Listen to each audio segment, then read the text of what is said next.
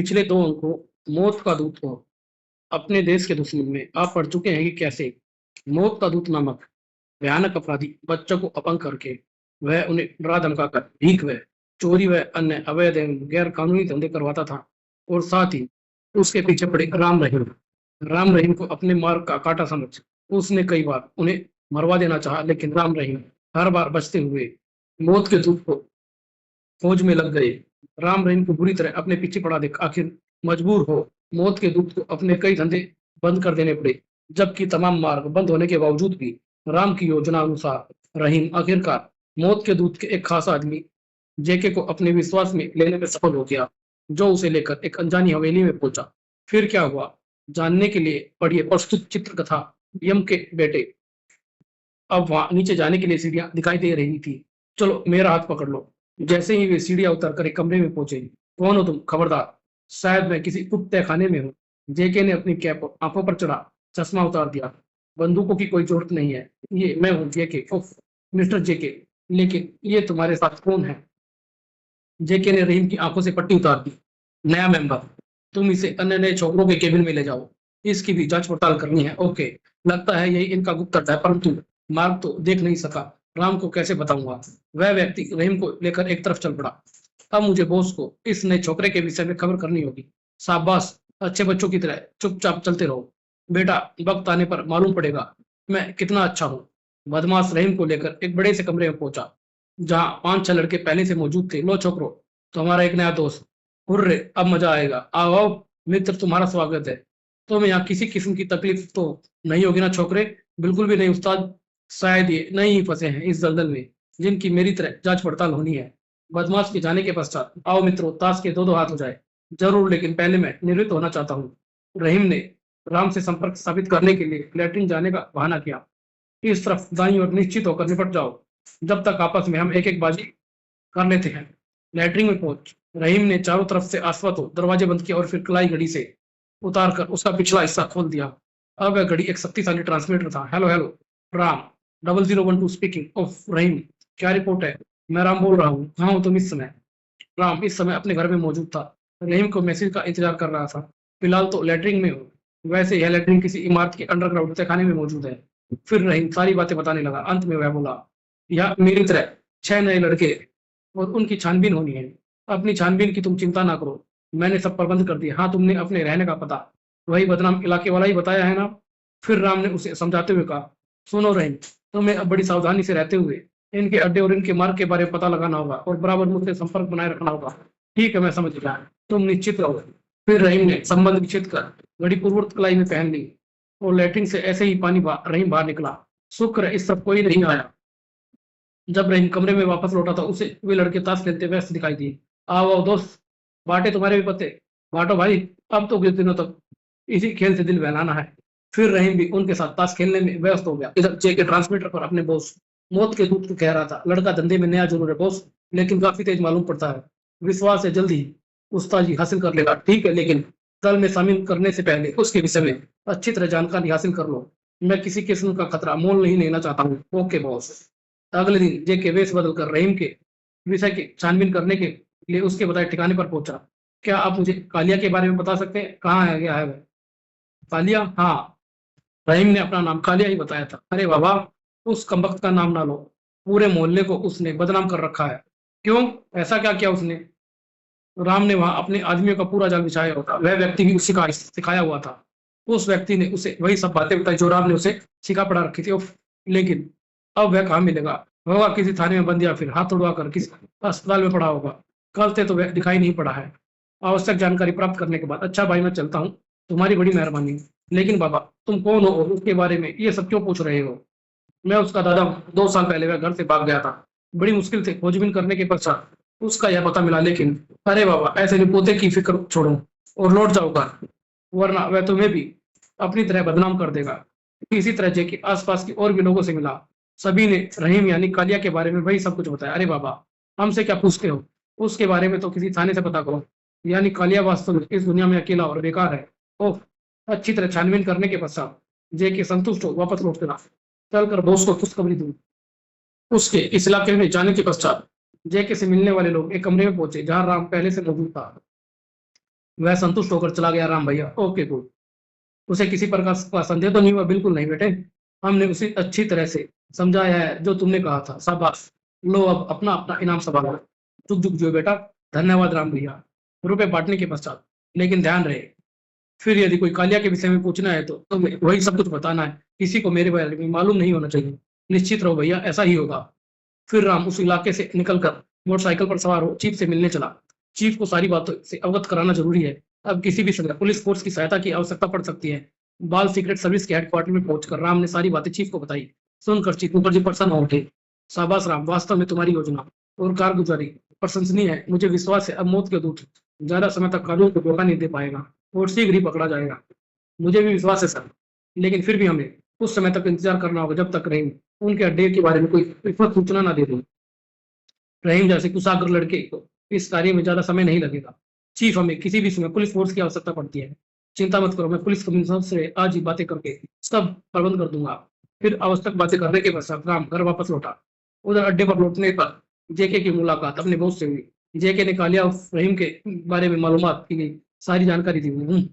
तो तुम्हारे कथानुसार वह छोकरा काम का है? Yes boss. ठीक है, उसे ग्रुप बी के छोकरों के साथ कल से काम पर लगा दो, जैसे आपकी आज्ञा बॉस। फिर बॉस दिलावर की ओर पलटा। सलमा की ओर से कोई नई रिपोर्ट दिलावर? नो बॉस, लगता है ये छोकरी हमारा सारा काम चौपट करके रहेगी। समझ में नहीं आता कि आखिर वह इतनी सुस्त क्यों चल रही है। क्या मैं उसके कांटेक्ट करूं बॉस? बिल्कुल करो और उससे सख्त निर्देश दो वह जल्द से जल्द अपना काम पूरा करे। एक तरफ पुलिस और उन दोनों छोकरों राम रहीम ने परेशान कर रखा है तो दूसरी तरफ इस छोकरी ने।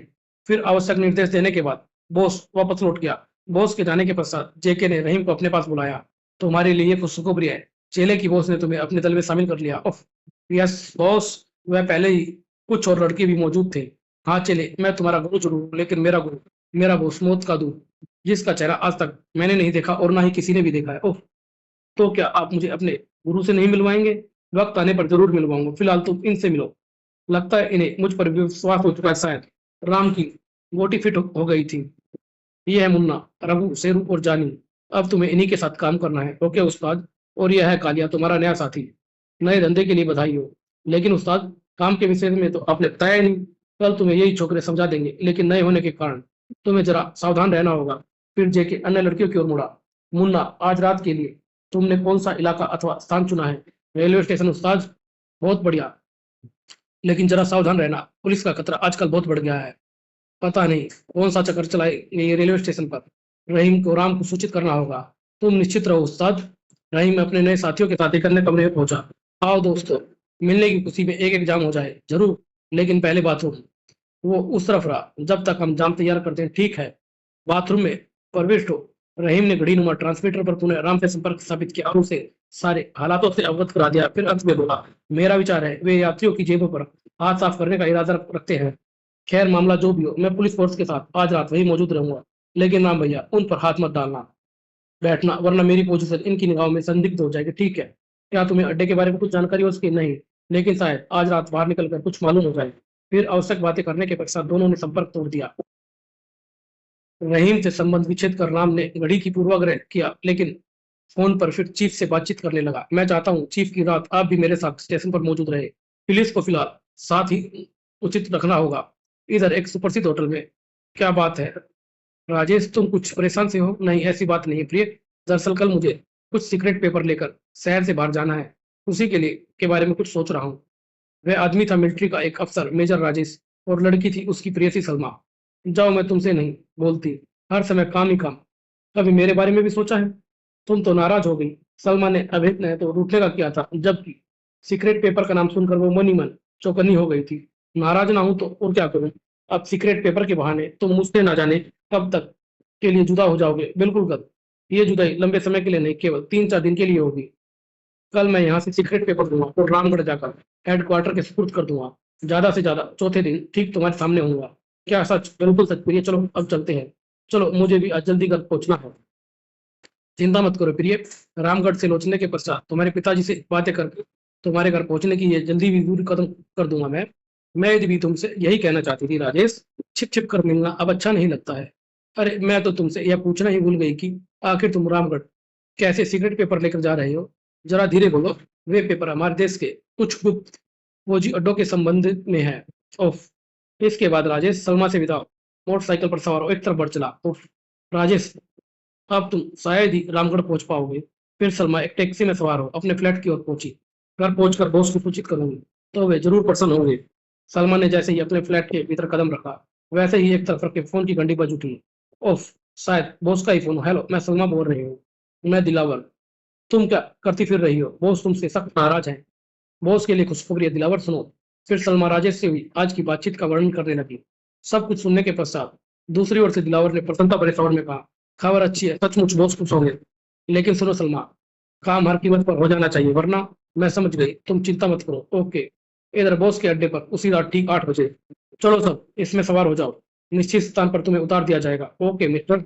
इस अंडरग्राउंड अड्डे पर गाड़ी एक लगता है इस अड्डे के भीतर ही भीतर वैज्ञानिक तरीके से तैयार किया गया। अफसोस अभी तक पूरे अड्डे को देखने का मौका ही नहीं मिला है मुझे। अब चारों लड़के उस बंद गाड़ी में सवार हो गए थे। क्यों चले? तुम खड़े खड़े क्या सोच रहे हो? चलो जल्दी से सवार हो जाओ। ओह हाँ। फिर रहीम ने गाड़ी में सवार होने में देर नहीं लगाई। वह बंद गाड़ी उन्हें लेकर एक तरफ दौड़ पड़ी।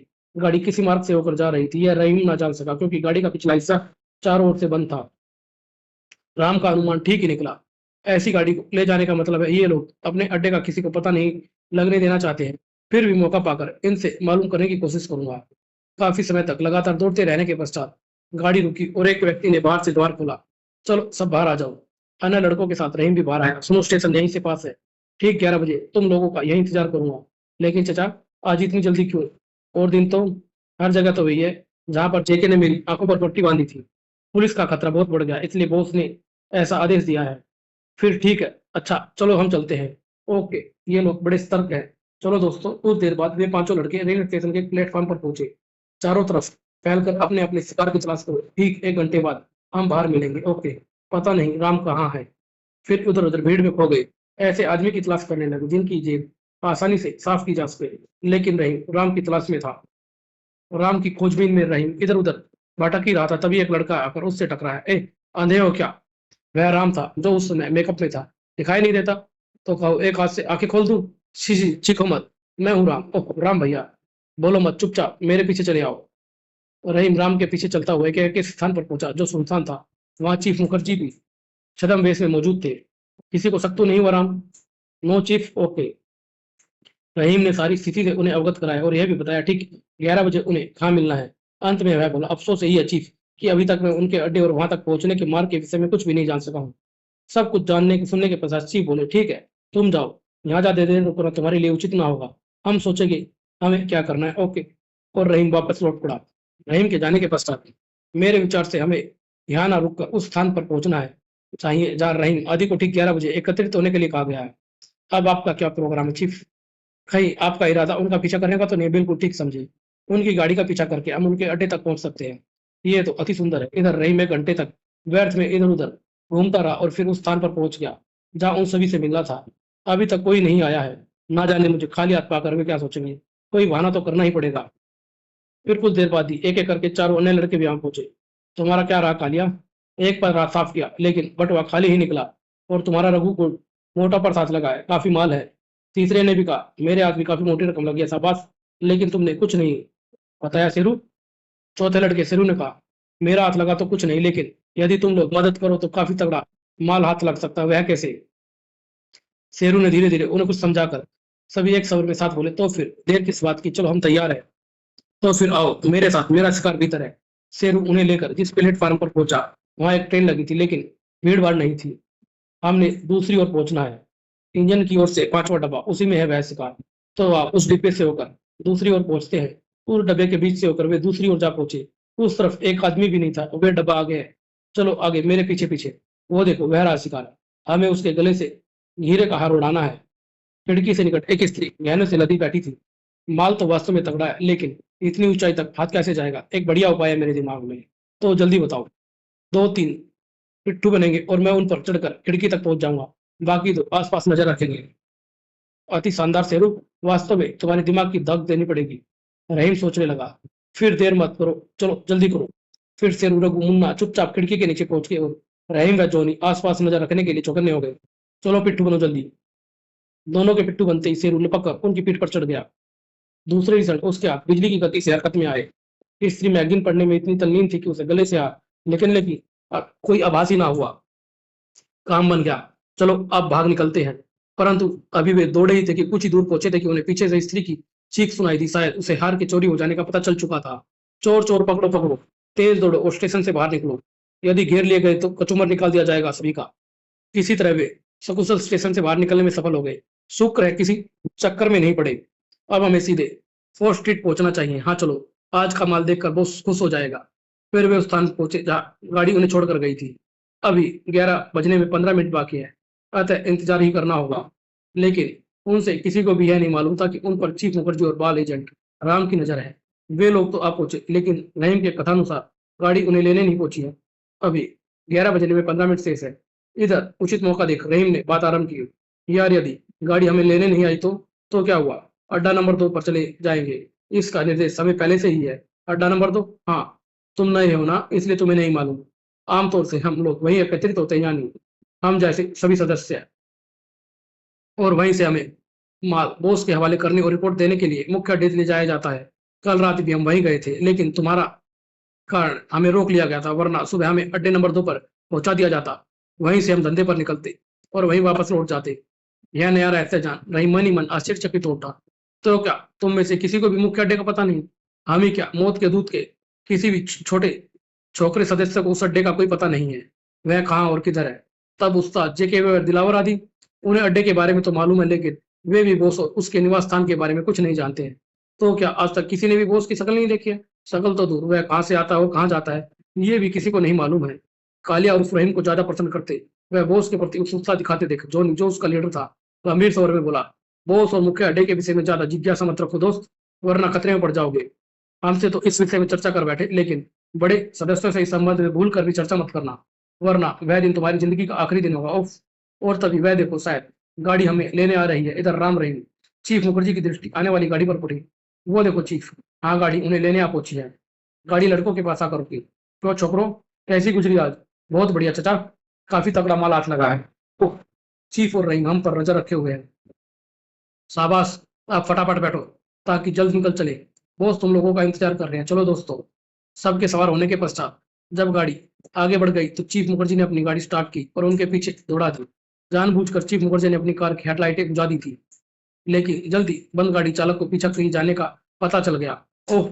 वह कार काफी देर से पीछे लगी हुई है, कहीं पीछा तो नहीं हो रहा है हमारा? स्पीड बढ़ाता हूँ। एकाएक स्टेशन वैगन की स्पीड तेज होते देख राम रहीम और चीफ मुखर्जी चौंक पड़े। चीफ, गाड़ी की स्पीड बढ़ गई है, आप भी रफ्तार तेज कीजिए, लगता है उसके चालक को पीछा किए जाने का शक हो गया है। चीफ मुखर्जी ने अपनी गाड़ी की स्पीड बढ़ा दी। अब अगली गाड़ी के चालक ने पीछा ना छूटते देखा तो उसने ट्रांसमीटर पर अपने अड्डे से संपर्क स्थापित किया। हेलो हेलो, मैं बोल रहा हूँ। दूसरी तरफ से अड्डे पर दिलावर ने ट्रांसमीटर पर संदेश रिसीव किया। Yes, Dilawar speaking. क्या बात है? मेरा पीछा किया जा रहा है, मदद की तुरंत आवश्यकता है। चालक ने जल्द से दिलावर को सारी स्थिति से अवगत कराया। ऑफ, लेकिन चिंता मत करो, उन्हें डोज देते हुए सुभाष मार्ग और लॉरेंस रोड की गलियों में घुमाते रहो। ठीक 10 मिनट में मदद पहुंच जाएगी। ठीक है। पीछा जारी रहा। गाड़ी का चालक सुभाष मार्ग और लॉरेंस रोड की गलियों में इधर उधर अपनी गाड़ी घुमाता रहा। ठीक 10 मिनट बाद जब स्टेशन वैगन का चालक चीफ मुखर्जी का वह राम को चकमा दे एक गली में निकलकर मुख्य सड़क पर आया तो उसे अपने आगे एक मालवाहक ट्रक धीमी गति से दौड़ता हुआ दिखाई दिया। उफ! हरी बत्ती, मदद आ पहुंची है। तभी विशाल ट्रक का पिछला हिस्सा खुल गया। अंदर आने का संकेत है ये। फिर उसने एक मोटा व फौलादी चद्दर बाहर निकला और सड़क को छूने लगा। स्पीड बढ़ाओ। गाड़ी तेज गति के साथ उस फौलादी सड़क नुमा चद्दर पर चढ़ती चलेगी और दूसरे ही क्षण उसकी गाड़ी उस विशाल मालवाहक ट्रक के भीतर थी। गाड़ी के भीतर पहुंचते ही पहले फौलादी प्लेट भीतर सरकी और फिर द्वार बंद होने लगा। अब चीफ मुखर्जी की गाड़ी पीछा करती हुई उस सड़क पर पहुंची तो सिवाय उस विशाल ट्रक के उन्हें कोई गाड़ी वहां दिखाई नहीं देती। अरे, वह स्टेशन वैगन कहाँ गई? उस ट्रक ड्राइवर से पूछते हैं, शायद कुछ बता सके। ट्रक को रोक उन्होंने ड्राइवर से पूछा, क्यों भाई, यहाँ से किसी नीले रंग की किसी वैगन को जाते हुए देखा है? नहीं साहब। ट्रक के आगे बढ़ जाने के पश्चात लगता है हम चकमा दे गए। हाँ, अब वापस लौटने के सिवा और कोई चारा नहीं है। इधर कुछ समय पश्चात मौत के दूत के मुख्य अड्डे पर। शाबाश छोकरो, आज वास्तव में तुमने बहुत लंबा हाथ मारा है। तब स्टेशन वैगन के चालक ने पीछा करने वाली बात बताई। वह तो गनीमत थी बॉस की, सही समय पर मदद पहुंच गई, वरना आज मैं चौकरों समेत पुलिस के चुंगल में फंस गया होता। उफ! लेकिन पुलिस को तुम लोगों की भनक कैसे लगी? ये बात तो मेरी भी समझ में नहीं आ रही है बॉस। खैर छोड़ो, जाओ और जाकर मौज मस्ती करो तुम लोग। तुम लोगों में से मैं बहुत खुश हूँ। आज का दिन हमारे लिए बहुत शुभ रहा। यदि भाग्य ने साथ दिया तो कल फौजी सीक्रेट पेपर भी हमारे पास होंगे। फौजी सीक्रेट पेपर उफ, जरूर कोई गहरा चक्कर है। अगले दिन सैनिक छावनी में यह बैग आपको Ramgarh headquarter field marshal mister Malhotra तक पहुंचानी है मेजर। Yes sir. ये सील बंद बैग में क्या आता है और इसकी क्या महत्ता है, यह आप अच्छी तरह से जानते हैं। अपने ही देश की कुछ दुश्मन अपने देश के महत्वपूर्ण राज दुश्मन देश को सप्लाई कर रहे हैं, अतः आपको पूरी तरह सावधान रहना है। यदि ये पेपर दुश्मन के हाथ लग गए तो अनर्थ हो जाएगा। आप निश्चित रहे सर, मेरे जीते जी दुश्मन इसे छू भी नहीं सकते हैं। गुड, अब आप जा सकते हैं। आपको रामगढ़ किस तरह पहुंचना है ये मैं आपको अच्छी तरह पहले ही समझा चुका हूँ। मेजर राजेश बैग लेकर सैनिक छावनी से बाहर निकला। देखो, उसने टैक्सी रोकी है। सलमा को सतर्क करो, रेलवे स्टेशन चलो। ओके साहब। एक सुनसान स्थान पर राजेश टैक्सी से आ रहा है, तैयार हो जाओ। ठीक है, मैं तैयार हूँ। कुछ देर बाद सलमा को दूर से एक टैक्सी आती दिखाई दी। उसमें राजेश ही होगा। जब टैक्सी चालक ने सड़क के बीचों बीच एक लड़की को खड़े हुए टैक्सी को रोकने का संकेत करते देखा तो बोस, एक लड़की लिफ्ट मार रही है, कोई मुसीबत की मारी लगती है, बैठा लो। ड्राइवर ने जब टैक्सी सलमा के निकट ले जाकर रोकी तो पिछली सीट पर बैठा राजेश उसे देखकर चौंक उठा। अरे सलमा तुम, अरे राजेश तुम यहाँ। द्वार खोल राजेश ने सलमा को अपने साथ बैठाया। ड्राइवर ने गाड़ी पुनः दौड़ा दी। तुम इस सुनसान स्थान पर कैसे, बाद में बताऊंगी, लेकिन तुम कहाँ जा रहे हो? फिलहाल रेलवे स्टेशन, वहां से रामगढ़। चक्कर में मैं तुम्हें पहले ही बता चुका हूँ, समझ गई। महत्वपूर्ण कागजात को पहुंचाने के लिए? बिल्कुल ठीक समझी। बस वहां से लौट कर सीधा तुम्हारे पिता से मिलूंगा। हाँ, अब बताओ इस वीरान स्थान पर तुम कैसे पहुंची? जरूर, तो सुनो। और बिजली की फुर्ती के साथ सलमान ने अपने पर्स से एक नन्हा सा रिवॉल्वर निकालकर राजेश की सीने पर तान दिया। मैं तुम्हारे ही चक्कर में यहाँ आई थी, उन्हीं कागजातों को हासिल करने के लिए जिन्हें तुम रामगढ़ पहुंचाने जा रहे हो। उफ, धोखा। तभी राजेश चिल्लाया, ड्राइवर गाड़ी रोको। नहीं ड्राइवर, ऐसी मूर्खता न करना। राजेश पर रिवॉल्वर ताने देख ड्राइवर घबरा गया। मैडम, यह आप चुपचाप ड्राइविंग करते रहो वरना तुम्हारी खोपड़ी में सुराग हो जाएगा। धोखेबाज औरत, अब मैं समझा, तुम दुश्मनों से मिली हुई हो और उसे हमारे गुप्त राज भेज रही हो, और उन गुप्त राजों को प्राप्त करने के लिए तुम मेरे साथ प्रेम का नाटक कर रही थी। समझे तो ठीक, लेकिन बहुत देर से समझे। मेरे पिता से मिलना चाहते थे ना, तो आओ, वे स्वर्ग में हैं, नरक में कहीं भी तुम्हारा इंतजार कर रहे होंगे। उफ, मक्कार युवती। और सलमान ने राजेश पर फायर कर दिया। राजेश के प्राण पखेरु उड़ गए थे। सलमान ने बैग पर कब्जा किया। ड्राइवर गाड़ी रोको। ड्राइवर ने घबरा कर तुरंत गाड़ी रोक दी। सलमा उतरकर भयानक स्वर में ड्राइवर से बोली, तुम्हारी भलाई इसी में, चुपचाप यहाँ से दफा हो जाओ। बहुत अच्छा मैडम। अपनी जान बचती देख ड्राइवर ने पूरी गति से गाड़ी को दौड़ा दिया। मूर्ख, कितनी ही तेज क्यों ना भाग ले, मौत की गति तुम्हारी गति से ज्यादा तेज साबित होगी। और अभी टैक्सी ज्यादा दूर पहुंची भी ना थी कि एक भयानक विस्फोट के साथ उसके परखचे उड़ गए। टाइम बम ने बाकी का काम पूरी ईमानदारी से पूरा किया। अब इनकी लाशों को कोई भी नहीं पहचान सकेगा। ड्राइवर की मौत के साथ साथ ये राज भी अब कोई नहीं जान पाएगा कि राजेश के साथ यह दुर्घटना कैसे घटी। सीक्रेट पेपर कहाँ गए? कुछ ही देर बाद अपने ही साथी आ रहे हैं लगता है। आने वाली कार सलमा के निकट आकर रुकी। क्या रहा, सफलता? गुड, तब चलो तुरंत अड्डे पर पहुंचे। हाँ, यहाँ रुकने में खतरा है, कोई भी आ सकता है। मैं भी यही कहना चाहती थी। चलो मुख्य अड्डे पर। शाबाश, ये महत्वपूर्ण कागजात अब हम सब की तकदीर बदल देंगे। करोड़ों रुपए प्राप्त होंगे हमें मित्रों। रहीम एक आड़ में छिपा सब कुछ देख रहा और सुन रहा था। तो हमारे देश के सीक्रेट पेपर आखिर रहीम के आस लगी गए हैं, जबकि बॉस रहीम की मौजूदगी से बेखबर था। सुनो सलमा, अब तुम्हें कुछ और महत्वपूर्ण कागजात देश के महत्वपूर्ण लोगों से प्राप्त कर रहे हैं। फिर बॉस सलमा को सब कुछ समझाने लगा। अब तुम लोग जाओ और अपना अपना काम करो। मैं मित्र देश को इस सफलता की सूचना देता हूँ। Okay boss. सबके जाने के बाद मौत का दूत उस कमरे से निकला और एक अन्य कमरे पर पहुंचा। वहां यंत्रों का जाल सा बिछा हुआ था। वह एक शक्तिशाली ट्रांसमीटर पर किसी देश से संपर्क साबित करने लगा। हेलो हेलो, मौत का दूत स्पीकिंग। इधर मेजर राजेश की मौत हुई है। महत्वपूर्ण कागजातों के गायब होने से पूरे देश और सरकारी मशीनरी में हंगामा मच गया था। सेना के उच्च अधिकारियों ने तुरंत एक विशेष मीटिंग बुलाई। कुछ भी समझ नहीं आ रहा है। यदि राजेश की मौत वास्तव में दुर्घटना से हुई तो वे कागजात कहाँ गायब हुए? मुझे इस दुर्घटना में किसी षड्यंत्र की बू आ रही है। कागजातों की महत्वता का पता चलने पर पुलिस विभाग में भी हलचल मच गई। ऊपर से आदेश मिला है, गायब होने वाले कागजात अत्यंत ही महत्वपूर्ण है, अतः पूरे शहर की नाकाबंदी कर दी जाए और पुनः प्राप्त करने की कोशिश की जाए। संभव है कि वे पेपर अपने ही देश के दुश्मन देश के हाथों में पड़ गए हैं। स्वयं बाल सीक्रेट सर्विस के चीफ मुखर्जी भी चिंतित थे। राम, यदि वे कागजात वास्तव में मौत के दूत ने ही उड़ाए हैं तो गजब हो जाएगा। रहीम की पिछली रिपोर्ट के अनुसार तो स्पष्ट है कि सीक्रेट पेपर मौत के दूत नहीं उड़ाए होंगे। फिर भी असलियत रहीम की अगली सूचना पर ही मालूम हो सकेगी। उफ, समझ में नहीं आता रहीम ने अभी तक हमसे संपर्क स्थापित क्यों नहीं किया है। तभी रहीम की घड़ी बजने लगी। उफ, रहीम ही लगता है। घड़ी के को ट्रांसमीटर के रूप में एडजस्ट कर रहीम की आवाज उभरी। वे कागजात मौत के दूत के हाथ लग चुके हैं। वह उन्हें कुछ ही दिनों में हमारे पड़ोसी दुश्मन देश को हवाले करने जा रहा है। उफ, ये तो गजब हो जाएगा। जहां देश भर में मौत के दूत को पकड़ने की सरगर्मी चल रही थी, वहीं कुछ दिन बाद मुख्य अड्डे पर सुनो दिलावर, मित्र देश का एजेंट, उन गुप्त कागजातों को लेने हमारे देश में आ पहुंचा है। होटल 3 स्टार रूम नंबर 10 में बैठा रहा है। तुम उसे आज रात यहाँ लेकर आओगे। Okay boss. उसका नाम फूचिंग है। परिचय शब्द बोलेगा काला गुलाब। काला गुलाब, ठीक है बॉस। तो ये बात है। उसके बाद बॉस जेके से बोला, अब तुम सुनो जेके, मैं चाहता हूँ कि इस खुशी के मौके पर हमारे तमाम बड़े विश्वस्त साथी यहाँ उपस्थित रहे और छोटे सदस्य दूसरे अड्डे पर। ऐसा ही होगा बॉस। सारी बातें सुनने के पश्चात रहीम का दिमाग तेजी से घूमने लगा। होटल 3 स्टार रूम नंबर 10, नाम फुचिंग, कोड काला गुलाब, और सभी सदस्य आज रात यहाँ उपस्थित रहेंगे। इससे अच्छा मौका इन पर हाथ डालने का फिर कभी नहीं मिलेगा। राम को सूचित करो। मौका देख रहीम ने राम से घड़ीनुमा ट्रांसमीटर पर संपर्क बनाया और उससे सारी बातों से अवगत कराया। ध्यान रखना राम, इससे सुनहरा मौका फिर नहीं मिलेगा। चिंता मत करो रहीम, आज की रात मौत के दूत के लिए काल साबित होगी। तुरंत राम चीफ मुखर्जी से मिला और उन्हें सारी स्थिति से अवगत कराता हुआ अंत में बोला, मेरे दिमाग में एक योजना है चीफ, जरा ध्यान से सुनिए। फिर राम चीफ को अपनी योजना बताने लगा। शाबाश राम, वास्तव में तुम्हारी योजना बहुत शानदार है, लेकिन इसमें तुम्हारी जान भी खतरे में पड़ सकती है।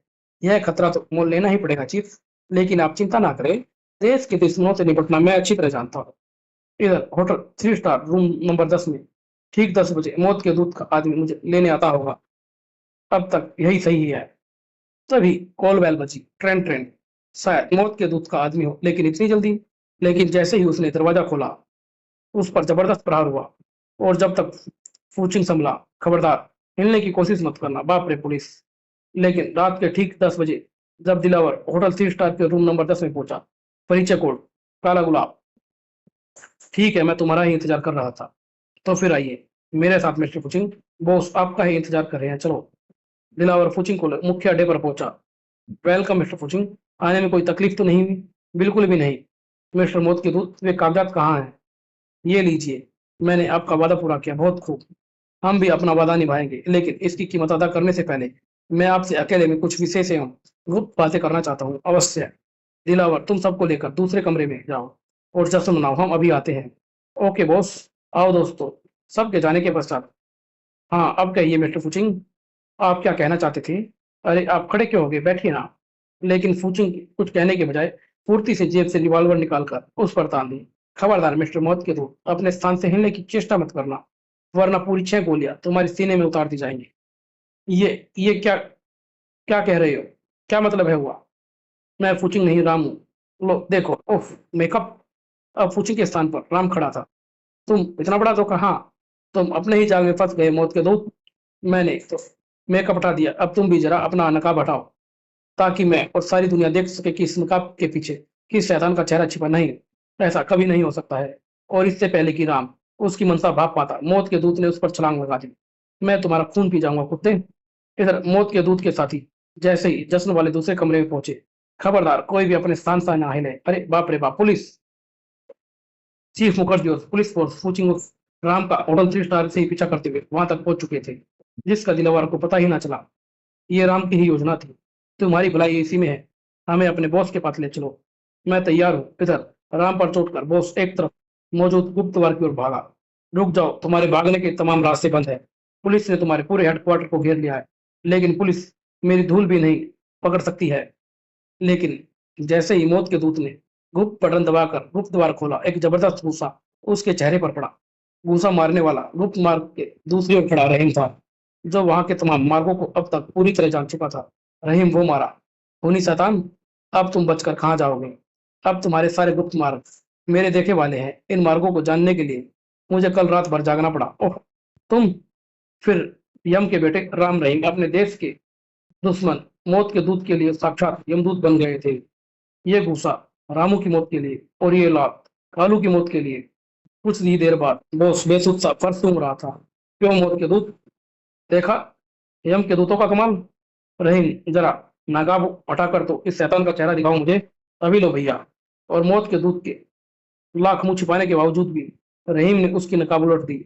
लेकिन नकाब उलटने के पश्चात जो सेहरा सबके सामने आया, उसे देखकर वे भौचके रह गए थे। क्या नगर के सेठ धर्मात्मा करोड़ीमल, उफ, बच्चों के मसीहा सेठ करोड़ीमल।